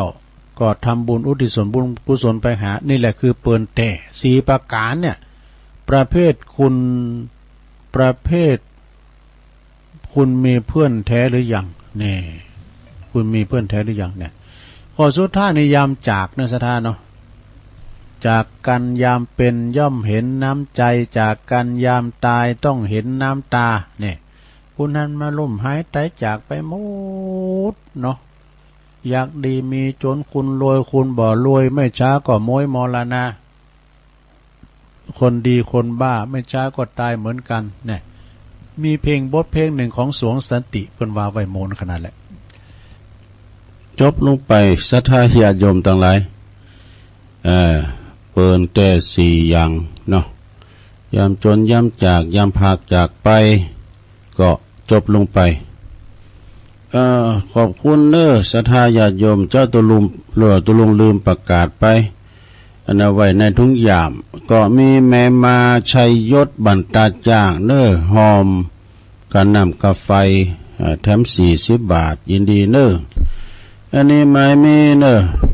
การเตดแม่บัวจีนเชื้อจิตกับปหลงกองปัญญาเหล็กแล้วก็มีแม่หลงกองแถมปหลงกองปัญญาเหล็กแล้วก็ขึ้นมีแม่หลงกองทำก็นี่แม่หลงกองปัญญาเหล็กทำนี่ปอปันเชื้อจิตเลิศในกฤษณพงษ์เชื้อจิตอันนี้ก็หอมกันเตดตุลุงลืมประกาศไปเด้อขอบคุณหลายๆแล้วก็มีแม่บทจีนเชื้อจิตบ้านแพทย์ไต่พวกนั้นก็นำกาไฟซองเนาะขอบคุณต่างแม่บทจีนเจ้าลืมประกาศไปมันข้างอยู่ในทุ่งยำก็ห้อมกำกันไปศรัทธาญาติโยมทั้งหลายเนาะเอาละตอนนี้ไปตุลุงก็จะประกาศข่าวสารงานบุญให้กันศรัทธาญาติโยมทั้งหลาย วันพุธนี่เป็นวันจันทร์นี่ถ้าดำได้จัดรายการได้ละคืนเวลากันเด้อเพราะเนื่องจากว่าวันพุธนี่ก็จะได้ไปช่วยงานที่วัดปุงฮูปงรูตำบลนครเจดีย์วันที่8เนาะพุธเปิดก็ส่งน้ำประทานนี่แหละนะส่งน้ำประทานรายการวันจันทร์บ่าย3 โมงนี่คงจะได้คืนเวลาจะมาเต้นเนี่ยเนาะก็ไกลเหมือนกันนะแต่วันนี้ก็ถือว่าเป็นวันชดเชยก่อนแล้วกันเนาะสถานเนาะต่อไปประกาศข่าวสารงานบุญกล่อมป้อมีลายแล้วก็จะเข้าวัดสาแล้วนี่นะสถานญาติโยมจะเข้าวัดสาแล้ววันนี้เป็นวันที่7เนาะศรัทธาวันที่7ก็เดี๋ยวก็ประกาศตั้งหลอดเตนแต่ว่าอันนี้เขาประกาศงานตั้งสามเณรเอาหลักปัญโยนันต์ประจัดต้านลอยวันหาแม่ลงบ้างเด้อปัญโยนันต์ซึ่งเป็นโยมมารดาโยมแม่ของเน้นหลักเขาพระอยู่ละแวกไก่เคงเด้อตั้งบ้านปุณนะสันเหมิงเนาะก็ไปรวมทำบุญกินต้านด้วยกันเด้อไปรวมกินต้านด้วยกันในวันที่7วันนี้ไม่ลงบ้างปัญโยนันต์ก็ครบ100 วันนี้ก็เริ่มได้ไปกินเพชรตาลดำปุญญังเพราะว่าปีหน้าก็ยังมีอยู่เนาะอันนี้ก็พระอาจารย์เน้นหลักในลูกกตัญญูเด้อดูแลแม่แก่เฒ่าแล้วก็เป็นโหเล่าโหแรงสายบุญที่เป็นมาหอมกินหอมตาลเมื่อแม่ลมหายใจจากไปเหมือนตุลุงสดายาโยมตุลุงก็สายบุญตั้งวิทยุเนี่ยนะที่เป็นไปหอมยามโยมแม่ตุลุงตายนะได้6 ปีแล้วกะอายุแม่ได้อยู่88ลมหายใจจากไปนะหุ่นเป็นมากันอาจารย์พระครูอภิวัฒนบิกรมเนี่ยเอาข้าวสารไปหอม2 กระสอบกันนะช่วงนั้นน่ะน้องอันก็ตุลุงยังจำได้ปัวน้อยเขานี่ก็ไปเขาหลายไปกันแล้วก็ไปตามสายบุญอย่างพระอาจารย์เน้นหลักนี่ก็ไปตามสายบุญคืนวิทยุนะวันเป็นเสนะตุลุงก็ไปมหาสมชาติก็ไปตุปีวันใหม่ก็ไปหอมกินหอมตาลเปิ้นว่าเปิ้นเอาต่างชุบไว้ที่วัดหรอก็คุณหลงคุณลายแต่วันนี้เปิ้นก็ครบ100 วันนะโว้ยเด้100 วันนี่ก็3 เดือนปลายได้กันเนาะ3 เก่าดู6 เก่า10 วันเหลือหน่อยเดียวไปห่มกินห่มตาลกับสามเณรเอาหลักปัญโยนันต์เด้อกับปีน้องๆเปิ้นแต่ต้าน100 วันก็แล้วก็วันที่19น้ำก้ำเลย19ก็เปิ้นก็จะมีการตอดผับป่ากรกฎาเนี่ยนะ19หน้าเนี่ยเพื่อจะตอดผับป่าสมทบทุนในการเรียกว่าหาทุนในการปล่อยหลวงพองซ่อมแซมเสนาสนะที่สำรุดทรุดโทรมไปพองของวัดสันเหมิงเนอะวัดสันเหมิงตำบลหนองหล่องอำเภอเวียงหนองล่องนะในนามของเจ้าอาวาสในนามของพระอาจารย์เน้นหลักปนหน่อยปนนั้นพระอาจารย์ละวัดตังประหลงสมชายเพิ่มบุญมาท่านผู้ช่วยอบตต่างๆช่วยกันเนาะวันที่19นี่ก็ไปจุ่มกินจุ่มตาลไผที่ว่าจะไปเป็นเจ้าภาพก็กองละ10 บาทบ่ได้บ่แป้งนะซะนะเนาะเม่งกำยิ้มได้เนี่ย10 บาทนี่นะเอาเตาอายุก็ได้เนอะเอาเตาอายุก็ได้ก็ย่ำใส่เกินไป19เหมือนกันเนาะไปจะไปหอมหรือว่าอย่างใดก็โทรไปหาสามเณรเอาหลักปัญโยนันต์เพิ่นก็มาจัดรายการให้เฮาฟังศรัทธาญาติโยมจัดรายการให้เฮาฟังวันทุกวันอังคารนะตัวดวงในสอบฟังเปิ้นหลากหลายดิเปิ้นอู่เลิงบักเก่าก้านักจัดรายการความหลังเก่าก่อนเนี่ยโต้นย้อนความคิดเฮาย้อนนั้นนี่ก็ย้อนเฮาที่ความรู้สึกสมัยก่อนเลี้ยงโง่เลี้ยงควายฟังรายการพี่น้องเพื่อนชาวบ้านไงข่าวล่อฟ้าลานามก่อนนี่ก็ข่าวล่อฟ้าลานาสว่างสิงหาไกรลาดกันว่าข่าวล่อฟ้าลานาในย่างการเมื่อหลงเตงแล้ว มันต้องขอนาฬิกาเอาเตียงเลยในย่างกันไปหับจ้างดอกแล้วก็วันที่13กรกฎาคมวันหนึ่งเนศธาสมาคมคนพิการทางด้านสายตาเพื่อจะมาหล่อเตียนวัดสากันที่วัดพระธาตุดอยหล่อตำบลดอยหล่ออำเภอดอยหล่อนี่นะพระสงฆ์จำนวน9 รูปเจริญพระพุทธมนต์มีคณะแห่ด้วยเนอะมีคณะแห่อาจจะปิ้นดอยหล่อศิลป์จ้ะบนจะแห่ด้วยเนอะก็ไปรวมกันนะสมาคมก็เป็นหนักนะสดาเป็นมากันหลายเนอะบัดเดือนนี้มันวยได้เหมือนต่างๆแต่มีการไม่งานอย่างว่าเดือนนี้แหละอ่อนมันกำลังฮือฮากันเนอะมีการไม่งานวันเนื้อวัดไต่วัดไก่วัดไก่เนี่ยเปิ้นจะมีบอลสุดโกะยิงลูกโทษนะโธ่วัยรุ่นก็ตั้งแต่ครูบาอาจารย์เนี่ยอันนี้เป็นระดับสูงหน่อยเนอะติมรถมันไม่ได้จอดวะซะนะเอี่ยเป็นมีพื้นที่มีสุดโกะนะมันจะว่าหลินบอลนะลูกันลูกแล้วมันใจนะอันนี้เป็นสุดโกะฉะนั้นก็เป็นยกเฟดยกลายยกหูกำเดียวลุงเฟนอะไรมันถึงมากันหมดเนาะสายไปก็สายมันอย่างกองเนี่ยแข่งกองเนี่ยสายกองก็ไปแข่งกองลงไอ้ปืนถังไอ้รถถังเนี่ยมันของนักหรอกแล้วก็วันพุกนี่แล้วเนื้อสถาที่วัดปุ่งหูนะตำบลนครเจดีย์อำเภอป่าซางในเมตตาบารมีธรรมอาจารย์พระอธิการถาวรถาวโรเจ้าอาวาสวัดปุ่งหูพร้อมด้วยคณะศรัทธาเปิดจัดไม่งานทรงน้ำพระธาตุประจำปีของเปิ่นเนอในวันจันทร์ที่8วันพุกละเนอตลอดเวลา9:39ประสงค์เท่านั้นเจริญพระพุทธมนต์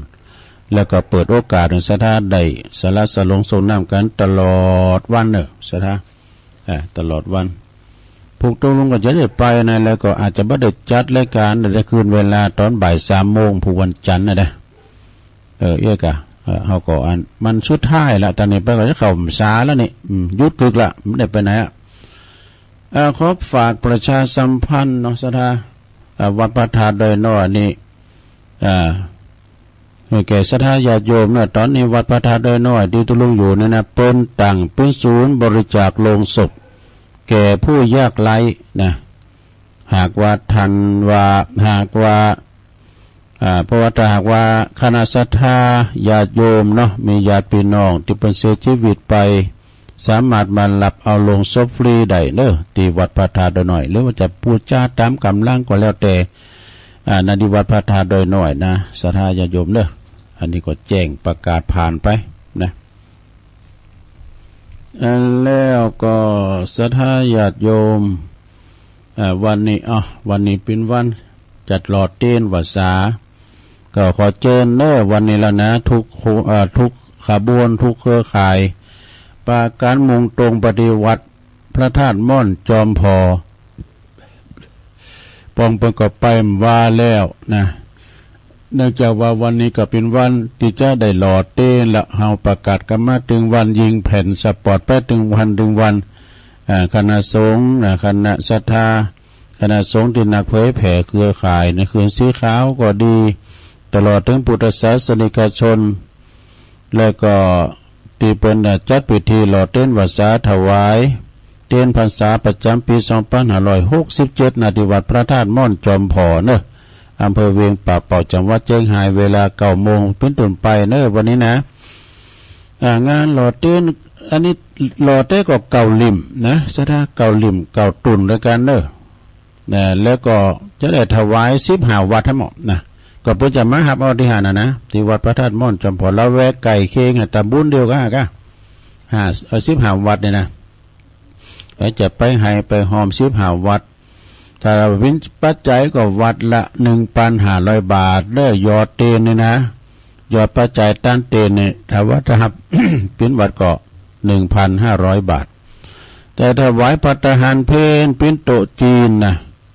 โตจีนนี่ก็โตละ 1,000 บาทเนอก็ติดต่อสอบถามได้ที่พระครูปฏิภาณธรรมตินตุลุงดอยหลวงปู่เฮาเนอเบอร์โทรศัพท์ของเพิ่นก็086 1810428 086 1810428เนอ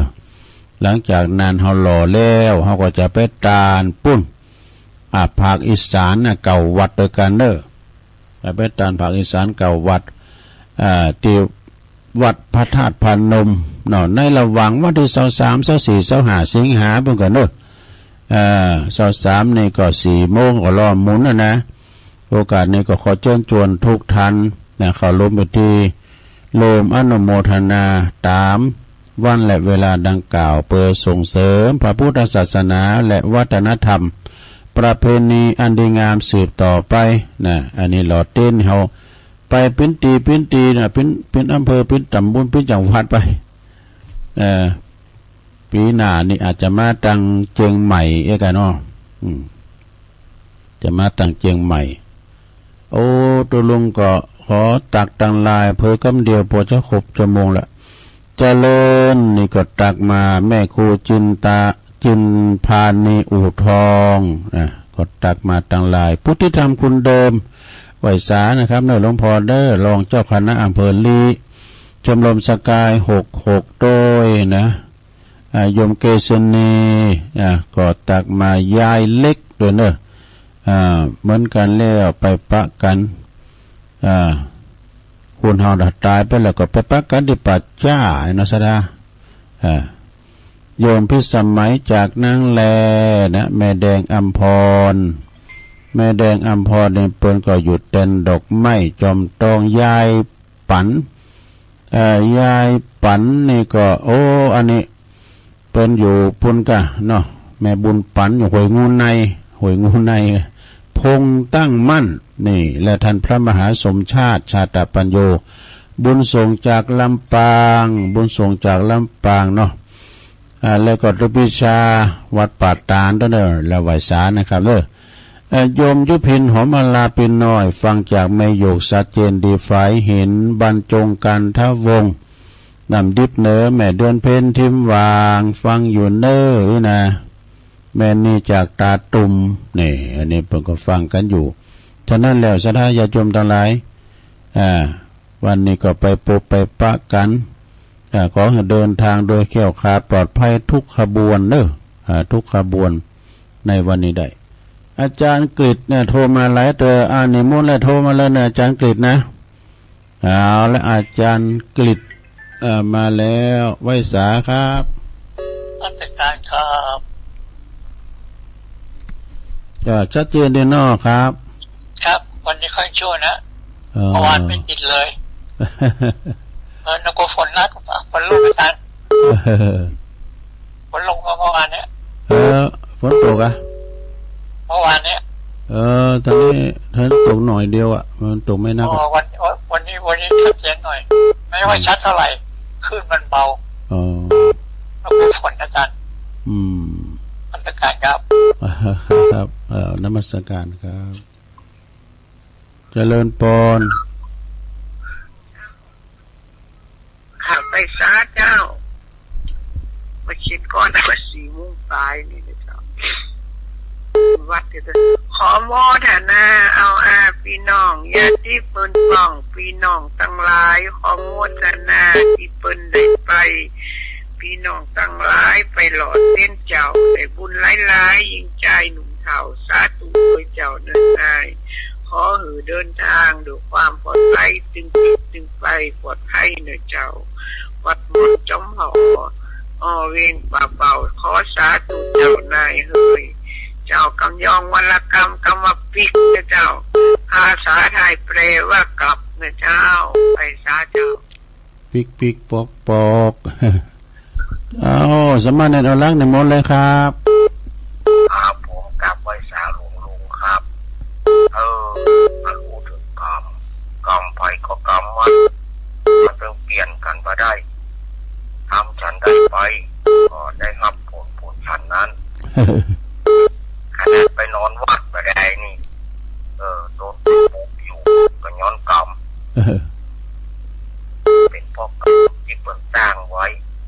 ไปโลภของเปิดเนาะโลภของเปิดแล้วไปใส่โต๊ะเปิดเนี่ยมันก็เลยได้อย่างดีขึ้นมาก็ย้อนกรรมจะทำดีไปไหนก็เป็นกรรมครับผมวันนี้ทางลุงจะเดินทางไปไหนครับสวัสดิภาพปลอดภัย อยนังนะครับ ครับผมขอบคุณพระอาจารย์เน้นหลักครับ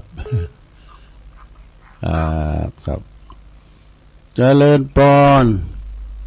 มาสการ โอ้ปอเสียวใช้เหล็กกันทาดงนิมิตน้ำดิบน้อยฟังจ้ะล่ะ 1 วันเนี่ยวันหลายวันแล้วนะ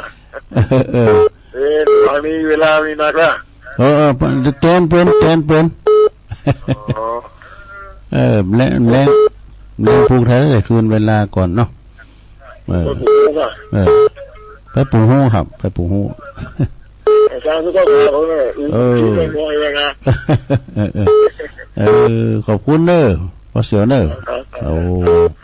พอเสียวใช้เล็กกันทานี่เปิ้นอยู่น้ำดิบน้อยเนี่ยพอเสียวซับก็ประจวบแก้วสุกนี่พอเล่งท้าเขาก็เนี่ยเจริญปอนมาสการจ้า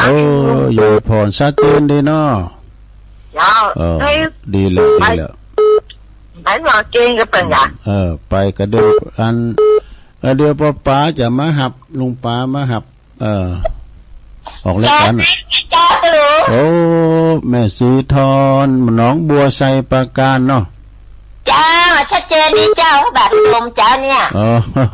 ตุปิเลยบนแปลงไปเห็นฝนตกตะลุงมันไม่หอมขึ้นละอ่อยหน่อยเดียวสวยๆหน่อยเดียวไอ้ประการตกขนาดตะคือตกวันนี้ไปม่อนจำพอวัดตะลุงดอยกะวันนี้ไปก็อัน5 โมงครึ่งนี่ก็ไปกะจ้าเดินทางปลอดภัยนะตะลุงยินดีเนอะขอบคุณจ้าเอาสถาเป็นว่าฝุ่นอ่อยฝุ่นตกกันหรอที่นี่มันดอยหล่อนี่มันปิ้นตีปอดฝุ่นน่ะฝนตกกันประมืนประกายเหมือนเฮ็ดหอบอ่ะฝนบ่กินกันประกายแต่ได้ขึ้นดอยเจริญปอนเจริญปอนเด้อโอ้เวลาหมดไปแล้วกะเวลาอาจจะหมดไปแล้วตัวลุงก็จะได้ลารายการกันเนาะสดาญาโยมทั้งหลายผิดพลาดประการใดก็สุมาอภัยเนื้อการอู่กันจาก็ดีก็เดี๋ยวตัวลุงก็จะเกมตัวอันนี้เดี๋ยวลุงป้าจะมาหับอู่กันไปสุดทางเนอะแต่ว่าอย่างว่าทุกมาขี่เงาลับนะเกิดอู่ไปก็เงาลับไปปิ้นกูคุณครับรถป้องกันรู้อู่กันมันแก่งอมแก่เงาไปก่อนไปยังเนาะเอาละวันนี้ก็พอสมควรแก่การละเวลาเดี๋ยวไปปักกันเดมอนจอมผอเพิ่นเด้อทุกขบวนเดินทางแข็งขาปลอดภัยศรัทธาญาติโยมอยู่ทั้งบ้านก็ฟังกลางคืนฝายหินเด้อเพิ่นถึงถ่ายทอดสดถึงภาพถึงเสียงนะ